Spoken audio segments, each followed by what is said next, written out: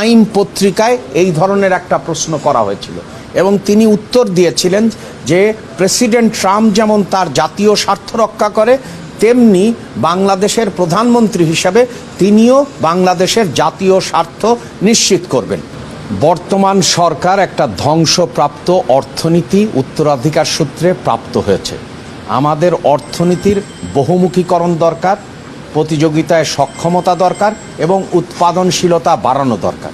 এবং আমরা একই সঙ্গে মনে করি যে আন্তর্জাতিক বাণিজ্যে আমাদের বিভিন্ন দেশে পণ্য রপ্তানি করা দরকার এবং আমাদের বাণিজ্য সম্পর্ক আরও বাড়ানো দরকার। সেই প্রেক্ষাপটে আমরা বিভিন্ন দেশের সাথে আলোচনা করছি। সেই সূত্র ধরে মার্কিন যুক্তরাষ্ট্রের সাথেও আমাদের আলোচনা অব্যাহত আছে। যে চুক্তির কথা আপনারা বললেন, এই চুক্তি আমরা মনে করি, আমাদের সরকার মনে করে যে আমাদের যে কোনো চুক্তির প্রতি শ্রদ্ধাবোধ থাকা দরকার। চুক্তি যদি আমরা লক্ষ্য করি তাহলে দেখব যে চুক্তির ধারাগুলোতে আছে যে পর্যায়ক্রমে আমরা বিভিন্ন ধরনের কনসালটেশন করতে পারবো। এবং আজকের আলোচনায় আমরা দুই পক্ষই সম্মত হয়েছি যে আমাদের বিভিন্ন বিষয় সম্পর্কে, বিশেষ করে বহুমুখীকরণ এবং প্রতিযোগিতায় সক্ষমতা এবং সাথে সাথে আমাদের উৎপাদনশীলতা বৃদ্ধিতে দুই দেশ কিভাবে একসঙ্গে কাজ করতে পারে এবং কি ধরনের প্রক্রিয়া বা মেকানিজমের মাধ্যমে সেই কাজগুলো আরও বাড়ানো যায়।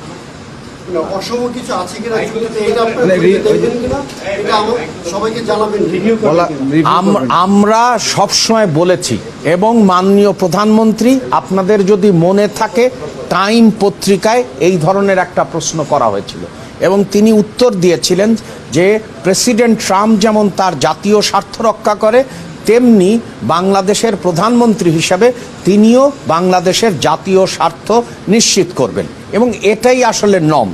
এবং সেই জন্যেই আমরা যেটা গুরুত্ব দিয়েছি সেটি হচ্ছে যে বিভিন্ন পদ্ধতি এবং মেকানিজমের মাধ্যমে যাতে মার্কিন যুক্তরাষ্ট্রের সাথে আমরা এমনভাবে কাজ করতে পারি আমাদের আরও রপ্তানি বাড়ে এবং সেই ক্ষেত্রে বহুমুখীকরণ করা দরকার।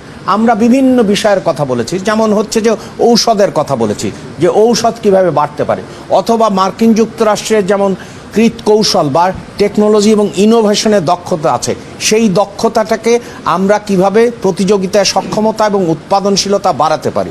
তৃতীয়, আমরা যে সময় বলেছি যে মার্কিন যুক্তরাষ্ট্রের বর্তমান প্রশাসন আসার পরে তাদের কতকগুলো প্রাতিষ্ঠানিক ব্যাপারে সংস্কার ঘটেছে, যেমন আপনারা জানেন ইউএসএআইডির ক্ষেত্রে। তাহলে আমাদের কি ধরনের মেকানিজম দরকার যার মাধ্যমে আমরা ইকোনমিক রিলেশনশিপটাকে, অর্থনৈতিক সম্পর্কে আরও বাড়াতে পারি এবং তার সাথে সাথে অন্যান্য যে আরও সম্পর্কগুলো আছে সেই সম্পর্কগুলো বাড়ানোর কিভাবে পদ্ধতি হতে পারে, সেটা নিয়েই মূলত আলোচনা হয়েছে যে আমরা চুক্তির প্রতি শ্রদ্ধাশীল, সাথে সাথে আমরা মনে করি বহুমুখীকরণ করা দরকার, উৎপাদন সক্ষমতা বাড়ানো দরকার এবং উৎপাদনশীলতা বাড়ানো দরকার। সেই জন্যে আরও কি কি বিষয় নিয়ে আমরা ভবিষ্যতে কাজ করতে পারি। আমরা তো বারবার বলছি যে চুক্তির প্রতিটি বিষয়ের মধ্যে একটা বিষয় খুবই নিশ্চিত, সেটি হচ্ছে যে আমরা কনসালটেশনগুলো করব এবং আমরা সেই মেকানিজমগুলো বার করব এবং যাতে করে বাংলাদেশের আমাদের স্বার্থ লক্ষিত হয়, কারণ সবার আগে বাংলাদেশ। এই বিষয়টি এই চুক্তির কারণে কি অন্য দেশের সাথে বাণিজ্য করতে সংকট তৈরি হয়েছে না বাংলাদেশ? আমি বারবার বলেছি যে বাংলাদেশ কোনো এক্সক্লুসিভ রিলেশনে বিশ্বাস করে না, বাংলাদেশ ইনক্লুসিভ রিলেশনে বিশ্বাস করে।